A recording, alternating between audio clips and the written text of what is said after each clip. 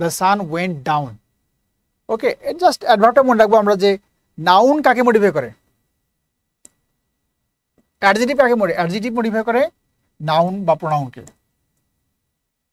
Adjective modify করে noun বা প্রোনাউনকে। আর adverb কাকে মডিফাই করে, অ্যাডভার্ব করে নাউন প্রোনাউন পদে যারা আছে, ভার্ব, অ্যাডজেক্টিভ, বাকি সবাইকে মডিফাই করে অ্যাডভার্ব। তাহলে দ্য সান ওয়েন্ট ডাউন, তো এই যে দেখো যে ডাউন কোন দিকে যাচ্ছে, নিচের দিকে যাচ্ছে, তাই না, সানটা ডুবে যাচ্ছে, তাই না।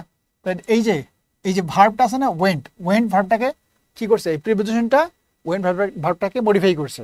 ভার্বকে যদি মডিফাই করে সেটা কি হবে, অ্যাডভার্ব হবে। এটা তো আমাদের নিয়মের কথা, নর্মালি মনে রাখবো আমরা, একটু খেয়াল রাখবো আমরা, যে কোনো প্রিপোজিশন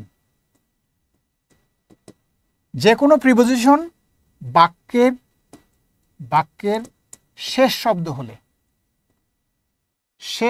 হলে সেটি অ্যাডভার্ব হয়।